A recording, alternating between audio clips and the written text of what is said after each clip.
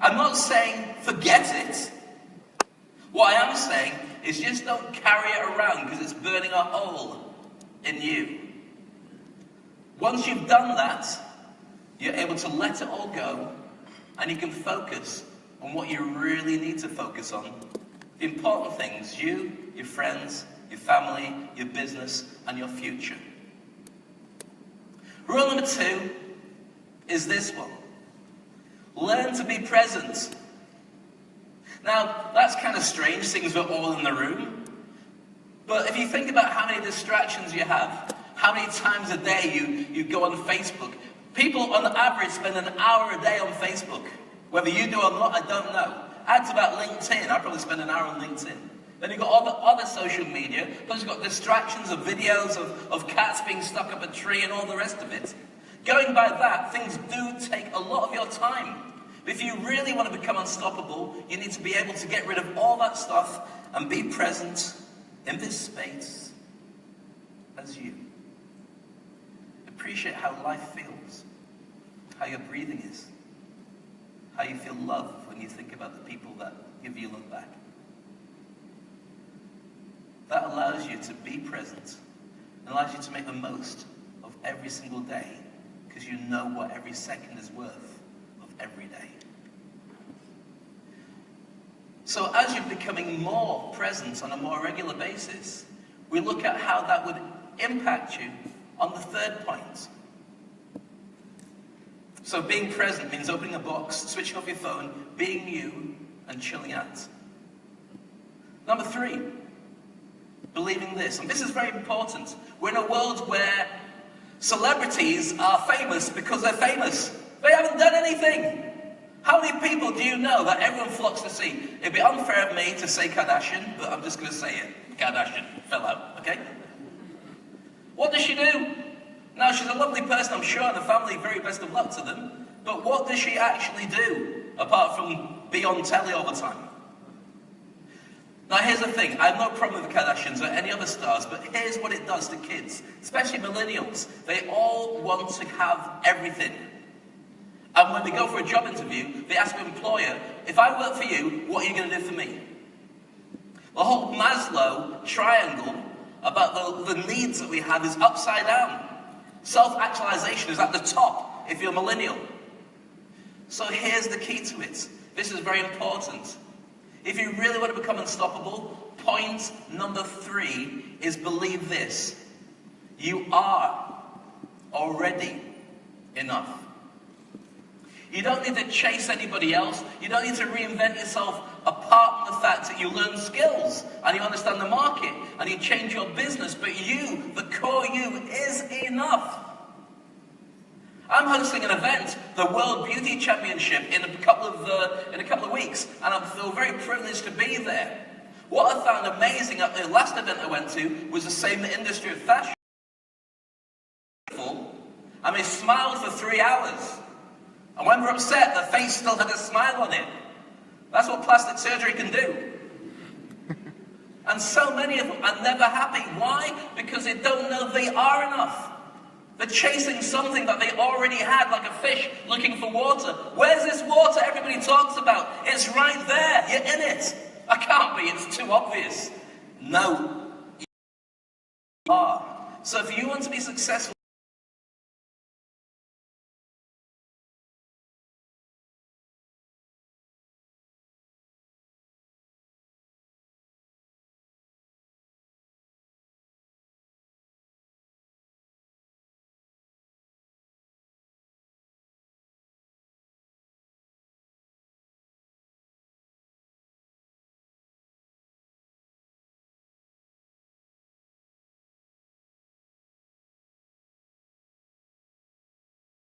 here's this picture. Now, one of the things that you have been appreciating for many years is when you're an internal auditor, you can walk into any company that you're working with and go, no. And they have to go, okay. And you say, jump. They have to go, how high? And you can make the rules and they have to follow it, but the game is changing. Do you remember when every company used to have an IT department who would look after the database? A man in a suit or a man in overalls whose job was to say no. No, can't be done. Don't come in here, I'm busy. all those kind of things. Do you know where he is now? He's now looking for a new job because all that data is on the cloud. And as Jason's already pointed out, that's happening to so many new industries. So reinvention is key, not just in where the industry is going as an internal auditor, but just in general. Start getting out of your comfort zone. Start doing things that are uncomfortable and get used to that as the new norm. In a moment, I'm going to share with you something which I avoid politics like the plague, but it just comes out. So I'll show you that in a minute. But escaping your comfort zone, thinking about things differently than you've ever done before is key. Share it with your friends. My daughter, my beautiful daughter Maya, is 6 years old. My wife went in to see the teacher when she was 4. Not my wife's not 4. My daughter was 4. That'd be creepy. So I went in to see the teacher and said to her, "How's my daughter doing?" The teacher said, "Your daughter is a class clown. There's her and this other boy who are creating lots of distractions, but we're working on it now. We're getting them to settle down a little bit." My wife came back to me and she said, "You promised that you'd only work on her personality and make her happy, but that's being a problem at school." Now, I work as a motivational speaker. I travel all around the world. I was in Saudi 2 weeks ago, Kenya before that. I'm traveling all around Iran, whatever. I work with companies to do exactly what my daughter does as a class clown. I teach people how to do this. It's motivation, it's leadership, it's emotional intelligence, it's understanding how to lead people into battle. So what do? Do I go to see the teacher and tell her, "You know what, you're wrong"? I don't want her to treat my daughter differently. I don't want to ignore my daughter. I want my daughter to have good and bad teachers. That's what life's about. So what I did is I went to see the headmaster. I said, "John, I'm going to do a favor for you. I'm going to do a motivational session for your school, for all your teachers, for free." He went, "Really? Free?" I went, "Yeah, I charge a fortune, but for you, for free." He went, "Okay." So 6 months later, I get a phone call. "Dave, we've got a load of new people coming to school." I'm not going to say which school, but you can Google it. I'll get into trouble. "A lot of new teachers coming in. Can you do a session?" I said, "No problem. Whenever you want, I'm there." So there we are. 80 teachers, arms folded. I walk in. They're all mine now. I spent 3 hours saying what I wanted to say to all of them. Class clown is different. The rules are different. Reinventing yourself is important. Because rule number 5 is this: cracking the code. Your job, your role has always been about working out how things work. But now you have to look in a mirror and work out how you work, how sales works, how consultancy works, how you cold call, how you create relationships. My job now, I'm a hypnotherapist. I help people to stop smoking, lose weight, childhood issues. I run an entertainment company. I've closed those sides of my business down. I work now on personal branding and public speaking skills. I teach people to get to where they need to be. How to reverse and reinvent themselves so they can now go into a job market, especially as we're all getting older and the market is going younger. It's cheaper to get rid of the old guy and bring in 4 young people. And I wanted to avoid politics, but I'm going to tell you how Donald Trump got into power. Like it or not, he's here, so let's not say anything, okay? Because I want to make sure I still stay alive. Here's the deal. He did 2 things, and this is what you need to see because this is where the market is going. He did 2 things. First one is he racked the shotgun. Racking the shotgun is invented by a friend of mine called Perry Marshall, one of the number 1 guys on teaching people how to use Google. If you walk into a redneck bar or a bar where they're used to having guns, you go ch-ch. People who know what a gun is will pay attention to you. People who don't know what a gun is will carry on doing their own thing. Donald Trump made statements and continues to do statements to see who reacts to it, and then he built his campaign on the people he knows react to it. And he built his army, his tribe, his people, his following out of that. The second thing he did, which was fantastic for him, is that he was able to own the narration. During the entire campaign, he said so many statements that all we know is what he said. No, what did Clinton stand for? What was her particular area she was campaigning on? I have no idea. I know what he said. And by the end of it, he was the biggest in the market. Who else are we going to vote for? This is a clue to you. In your industry, you now have to rack the shotgun And also own the narration, social media, create relationships. If you don't, somebody else will. That's the new template for business. Like it or not, it's already been done. Number 6, understand what happiness is truly about. Know what makes you happy. If you don't know what makes you happy, how are you going to know whether you've done it right or not? Happiness is very simple. You can't have it all the time. You have to have low points so you can appreciate what high points are. So effectively, you've got it going like this in a waveform, but hopefully going higher every single time. If you were always happy, then you wouldn't know you were happy, because it would seem like the norm. And if you're wondering why I keep walking around, it's because the guy on the camera there has to keep moving, because he fell asleep earlier. So if I go like that, he's got to get me on the screen. So learn what makes you happy. And there's a brilliant book called Happy by this gentleman, Tal Ben-Shahar. He was actually somebody who was a table tennis champion when he was younger, I think, or squash. And he says what it comes down to is that your happiness, if you look back at your lifetime and say, when was I happiest? It's when you were tested. It's when you managed to achieve something that you didn't think you were going to be able to get, and you went into a zone to work really hard, and afterwards when you got it, it was like, yes! Create more of those yes moments. So there's tension like an elastic band. If it's too easy, it's flaccid, and there's no point attempting it. If it's too hard, you're not going to be able to do it, so you don't bother. But there's a tension in between where you say, I can do this if I make effort. And when you are able to create that and own that, you go into flow. And it becomes natural. That's when you're at your very best. When you're writing an article, when you're doing some figures, when you're doing a report, and it's 3 in the morning, you didn't even realize it had flown past, but what great work you're doing. Create that flow. And create it outside of your comfort zone. So find out where you go next with this. Create a bucket list of all the things you want from your life. Once you've got that bucket list of what makes you happy, then create this, a vision board of all the things you truly want to have in your life. And put that on your screen, put it on your phone, put it up in your office. Look at it every day, because your mind is a supercomputer that will reinvent yourself to find more of what you're interested in. Has anyone ever bought a new car? Yeah? Anybody never bought a car? Anybody ever bought new shoes or a dress or clothes or anything ever? You know, when you're interested in something, like a new car, you suddenly see that car everywhere. Why? Not because there's more cars, but you programmed your mind to be more interested in that subject. That's what a vision board does. You put the things you want in life, you stare at it, you visualize it, you see it as often as you can, and your mind finds algorithms automatically to get more of that into your life.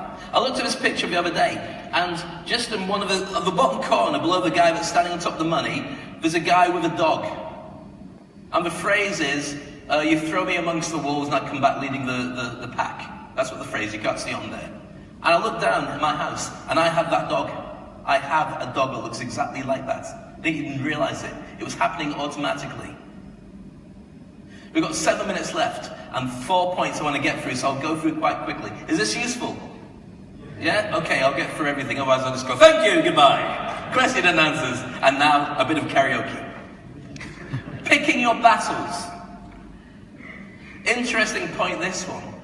Picking your battles is one of the key things for being able to be successful in the future. You will not be able to fight everybody. You will not be able to beat everybody, so don't waste your time doing it. Instead, choose. During the Second World War, the top fighter pilots for Britain managed to get, I think it was 40 kills. The top one for America, I think, was about 50, 53. The top one for Russia was something like 68. The top one for Germany, Eric Hartmann, 352 kills. One guy. And he had a way of doing it that was phenomenal. In fact, the only injuries he ever sustained was when the actual shrapnel off of the planes he shot down flew towards him. Nobody ever found him. So what did he do that was so monumental that you can learn from? Well, never fight a battle you're going to lose. Only fight the ones you know you're going to win. There's nothing brave in going forward, way, oh, I've been beaten up, way. Don't waste your time. You haven't got time, you haven't got money, you haven't got the patience. Instead, fight the ones you know you can win. What he would do, he'd observe the enemy. He'd look for the stragglers, or the ones out of formation that he could pick off. He'd go in from a distance that they couldn't know he was there, shoot them, and get out. Then maybe go back again. Or just disappear. Every single time surviving, nobody knew until he'd gone, like a ninja. How can you do that in your industry? See other industry, decide where you're going to go, attack, get in there, and get out. I don't know. I'm not an auditor, but you are. Number 8, optimize yourself. All the time reinvent, all the time push yourself further and further to be the best that you can possibly be. Question for everyone in the audience: to be successful in your career, in your life, who believes with a show of hands you should concentrate on your strengths and only your strengths? Hands in the air. 5 people. Who believes to be successful in your career and in your business, you should concentrate on your weaknesses and only your weaknesses? Okay, a few more. Who believes in order to be successful, you should get a balance of strengths and weaknesses? Hands in the air. Okay. Who really doesn't like me and doesn't want to put their arm up for anything I say? Most of the people in here went for the last option. Quite a few went for the second. 5 people went for strengths. I believe in this market right now and forever, you should go for your strengths and only your strengths. If you're no good at something, it's because you're rubbish at it. And if you work really, really, really, really hard at it, the best you're going to become is average and not happy. Because that strength is a strength that's natural for somebody else, not for you. That means partnering with people who have a natural strength are the things that you're not very good at. I'll throw into a question here. I'll move through very quickly. What's the formula for being paid? I'll share it with you. Not because you're great. It's the effect of a job that you do, and also how cheaply you can be replaced by somebody else. That's it. So whenever you look to run your business, these are the factors people are really looking at when you want to become. These are factors involved in banking, if you didn't already know, about how people will get paid in banking, how easily you can replace them, how much will it cost to get rid of them, and who do we replace them with. Find your hedgehog. Your hedgehog is this. Your natural way to survive is based on these factors. Doing what you're good at, doing what you love, and doing what people will pay for. If you can get all 3 of them to come, I will send you this presentation, so I'll share it with you. Number 9, teach others. Teach others allows you to understand yourself better. If you want to become a master at something, work with people who then ask you questions. Make it difficult for you, because then you get a different rounding, full 360 view of everything that you thought you understood before. One of the things about becoming a master of something is you start to realize you know nothing about the subject, but then you learn to ask better questions. Create your tribe. Create a tribe in your industry if you haven't already belonged to one. Find out from everybody, which niche are we talking about? What community? Who's our common enemy? What do my tribe want? What are we fighting against? Who are my people? Then when you build that community around you, own the conversations they're having. Once you have the conversations going, you become the chief of the tribe. And that makes you strong. Your natural networks are like this. And I apologize for going through it quickly, but it was meant to be a 45-minute session. What we're looking at is you have lots of networks. You have some that are supporting you, family, some that are business, referral, and some that give you information. Work out how to balance them all, and with the power of 7 that Tony Robbins talks about, the 7 people closest to you, you'll be the best of the average of them for the rest of your life. So if some people are good, some people are bad, some people are happy, some people are unhappy, some people are unemployed, you'll be an average of them. Choose a better network to be in. And now number 10, as I've got 58 seconds left. It better be good. Keep going. Whatever you do with your choices, you keep going. Things are always difficult. We know that. But remember, you don't have to be the best in your industry. You just have to be better than the person next to you. As this illustrates, if you can't read it, it says, "Hey Tom, I just realized I don't need to outrun the bear. I just need to outrun you." So when you're now looking at it, this is what success looks like. Your own personal success won't come easy.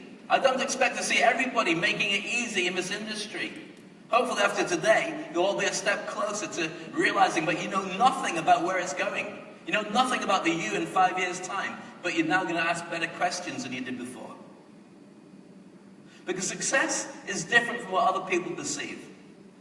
And if it doesn't make you happy, what you're aiming for, find out what does.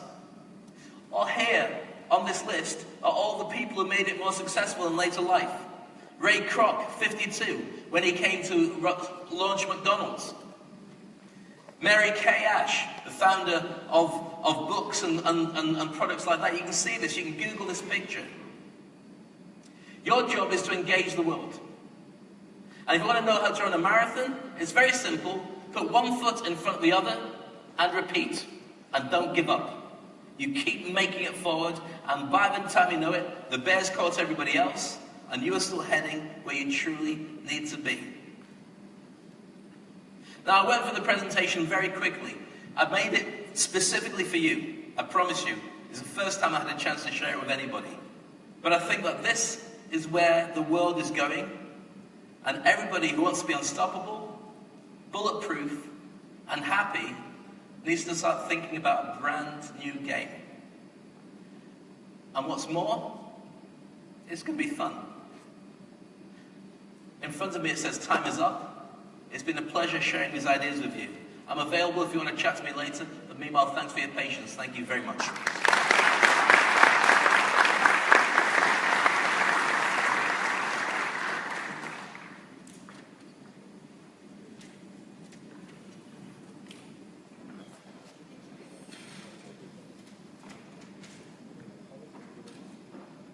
Thank you very much, Mr. Dave Crane. That was very good and very inspiring.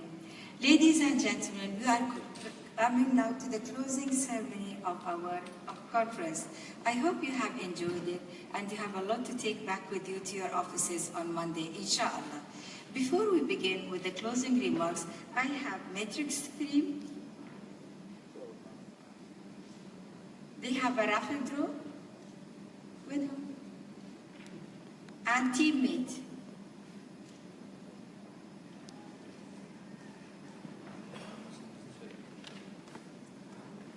Until they come, may I request Mr. Abdul Qadir, you're here, okay?